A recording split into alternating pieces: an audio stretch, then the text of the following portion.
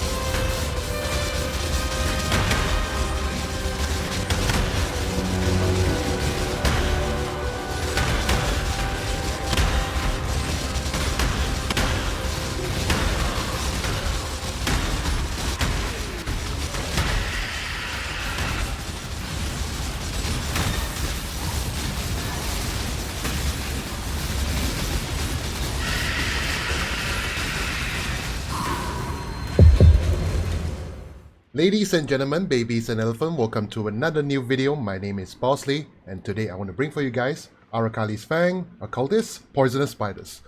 This is my first time trying this build, and I must say it's a pretty fun build, especially for the Forbidden Sanctum game mechanic. Because all you need to do is just run around and all your spiders will kill all the guards and all the monsters and all that. So it's quite passive, and it's quite easy to play for, especially for new players. And especially now, the Arakaali's Fang is much cheaper compared to the last league and all the other previous leagues as well. So I was saying this is a very decent build with very decent defensive layers as well. Very fun build to play with.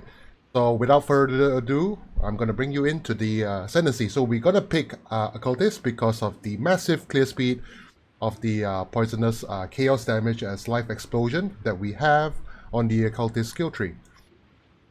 So when you pick the first Occultist, when you pick the first Ascendancy from Occultist, you might want to go for Void Beacon first. So this one will give nearby enemies have minus 20% cold and chaos res, and also they have reduced life regeneration rate.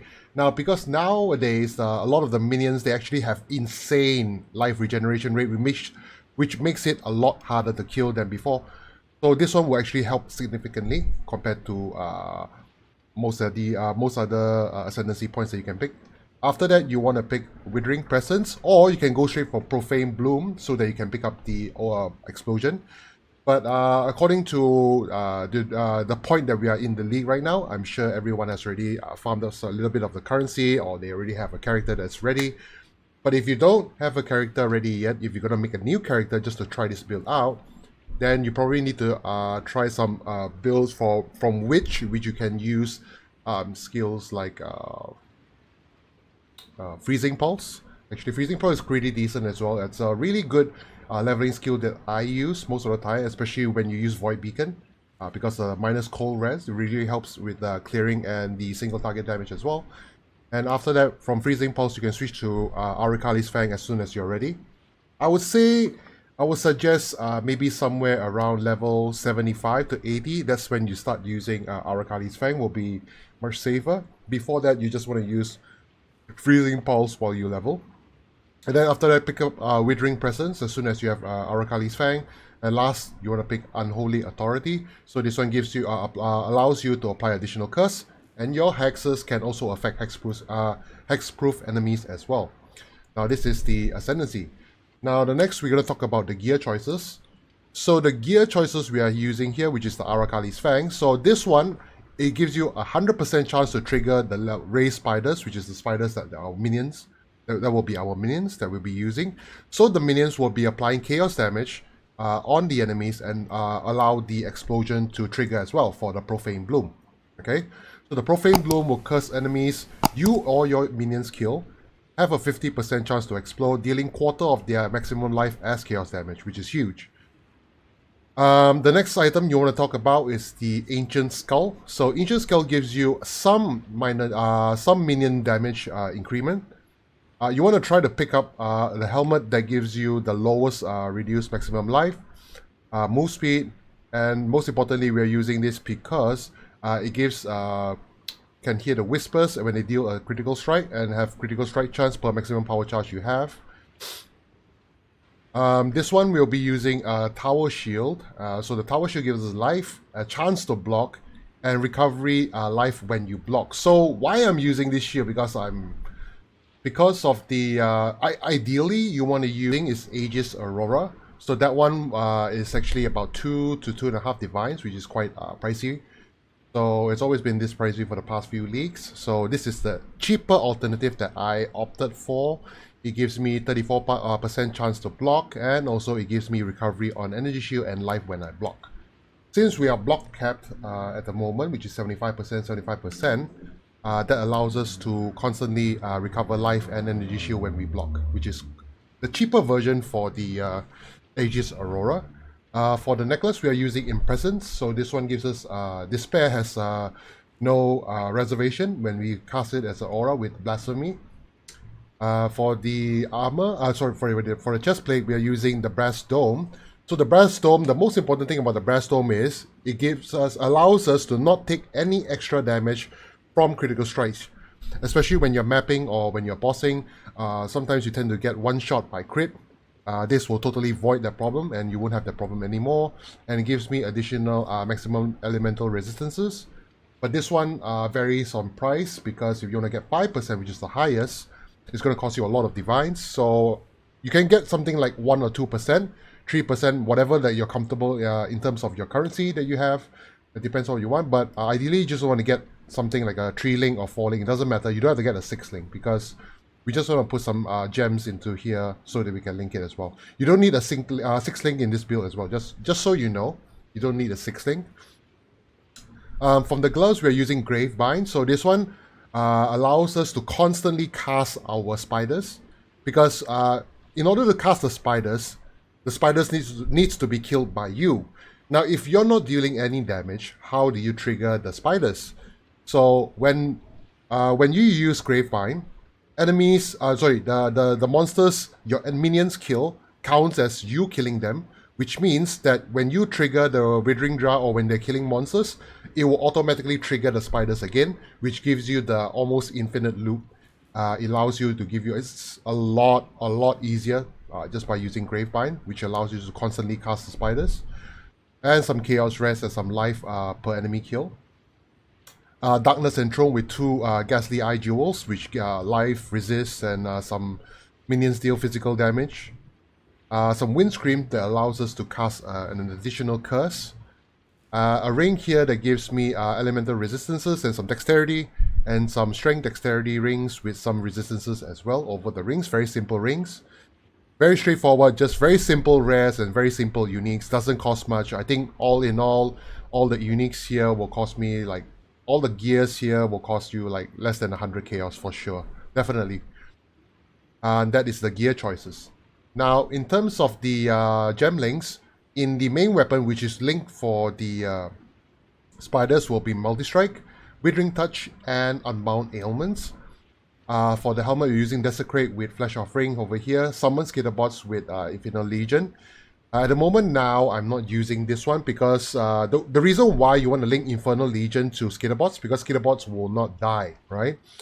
So Infernal Legion will deal 40% minions damage as fire damage per second to themselves, but they won't die. So it kind of negates that problem, but you still get the upside, which is the fire damage per seconds to enemies near them. Now the reason why I have this set up over here, so that you can actually do this, let me just show you how it works, right? So instead, at the moment now, how you want to cast the spiders is that you need to Desecrate to generate some corpse over here. And then after that, you want to trigger Divine Ire, and then press your Withering Jar once, the spiders will pop out, like that, okay? Now, the other way you want to do this is with the Skirring Bots and Infernal Legion. Let me just turn off some auras here so I can turn on the Skitterbots. Okay, so you see the Skitterbots has the Infernal Legion over here. So instead of using Divine Ire, it's much easier this way. I just summon the corpse over here, and I press 2. Spider comes out, 20 as well. So that is just an alternate way. Since this is not the most important thing for me right now, I don't mind casting it manually so that I can actually put on Temporal Chains Aura and Precision Aura for my minions. So I chose not to use Skitterbots instead, and I chose to go for this one. Okay, so that is the reason for this this setup over here. For the shield, I'm using Phase Run, Divine Ire, and Increased Duration. Here I'm using Cast when damage taken with Molten Shell and Increased Duration. Punishment over here, which is a Self-Curse, so you cast Self-Curse punishment. The reason why you want punishment is because the cursed enemies will take 55% increased damage when they are on low life, which is good. Portal Gem over here and Precision over here. And here I have Despair, Blasphemy, and Temporal Chains. Tempest Shield, Flame Dash, Haste, which I'm just using the Vile Haste, and Determination. So it's very simple gemlinks. Over here, this is the setup. The flask choices, I'm using a flask Divine Life Flask for immunity to bleeding and corrupted blood, Withering Jar to summon your spiders, Quicksilver Flask for move speed, Basalt Flask for increased armor and immunity to burning or ignite, and Granite Flask for immunity to freeze and chill. Okay. For the jewel, as I said before, for the ghastly jewels, you just want to get all life, minion steal, physical damage, or minion steal chaos damage will work as well for your build.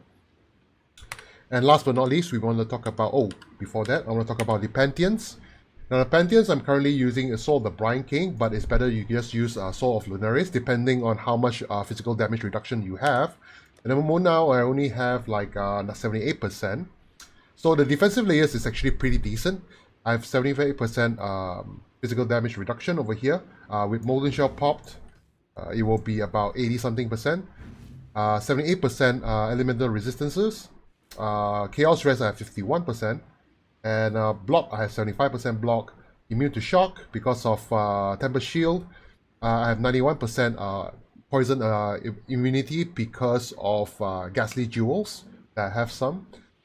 This is the defensive layers that you ideally will have, and some life regeneration as well, which is pretty decent. Okay. Pantheons you're using, I will be using Lunaris, and for people who, for you guys who want to have constant charges on your Withering Jar, you want to use Soul of Rislada, because this one allows you to gain 3 charges for every 3 seconds if you haven't used a Life Flask recently, which is very, very important. So this one will help you constantly have charges on your Withering Jar. Okay. The bandits, you want to kill all the bandits and get 2 additional skill points, which is really important. Usually, minion builds usually will go for the 2 skill points rather than going for helping the bandits or any of them. And last but not least, the skill tree. Okay, so we are starting off over here, which is the Witch. You want to move up here and pick up Enduring Bond. So this one allows your minions to deal 30% increased damage if you use a minion skill recently. We have minion skill, which is the Spirit of Flesh Offering, is a minion skill. So it will trigger and gain 30% increased damage, and also increase the duration for your spiders as well. And then you want to go out here and pick Quick Recovery for some life and mana regen. And then you want to go up here and pick up Cruel Preparation for some life. And then over here I'll pick up Arcane Guarding for some block. Fearsome Force for some crit chance and crit multi. Purity of the Flesh for some life and mana shield. Sovereignty for mana reservation efficiency. And over here I picked up Faith and Steel, so it gives you additional armor, energy shield, and elemental resist. Jewel Socket, Devotion, so life and increased effect of non-cursed auras. And then you want to go down here and pick up Tireless, so that you get increased maximum life and reduced cost of skills. Pick up Sanctuary for all the block chance over here. Combat Stamina for life and life regen and armor. Brave Pack for accuracy and chance to deal double damage. Jewel Socket, and down here Constitution for more life nodes.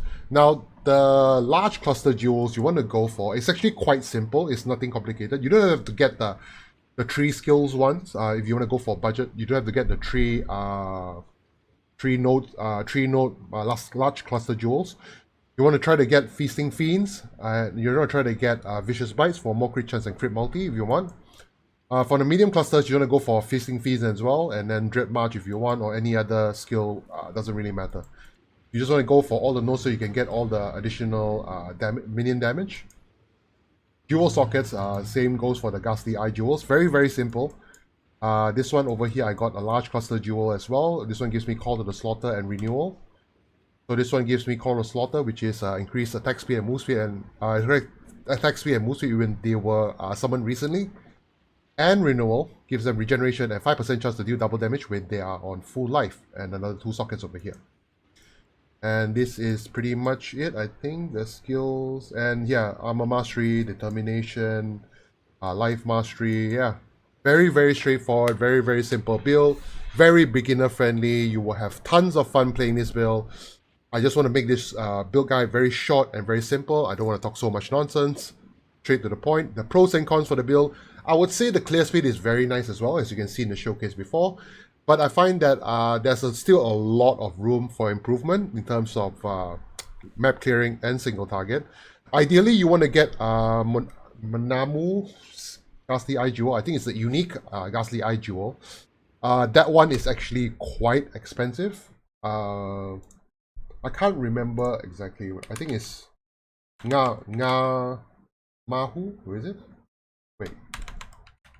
Ghastly. Oh, so Amanamu Ghastly Eye Jewel. It's really, really expensive right now. So I think it's about 11 to 12. Oh yeah, it's a lot. 11 divines, and divines are like 300 chaos right now. So I would say the build, I'm still running without the jewel, so you don't really need the jewel, but in order to push it to the next level, you need that jewel because it gives you a tons of DPS boost because of the 6% damage over time multiplier per cast the Eye Jewel. So we maximum up to 30%, so we have more than 5, so that will definitely give us 30% damage over time multiplier, which helps a lot on single target damage and map clear as well. Other than that, the cons, I would say, is pretty much okay. The pros though, decent defensive layers, very clear, very nice clear speed because of the explosions. Single target is very decent as well, and it's very fun to play. You just run around and everything pops. And most importantly, for the Sanctum mechanic, it works very quite well as well. So you have a very, very comfortable and chill time playing this build. If you guys have any comments or suggestions, do drop a comment down below as well. If you like the video, please like and subscribe to my channel. It will help support my channel. I hope I see you guys on the next video. Peace out.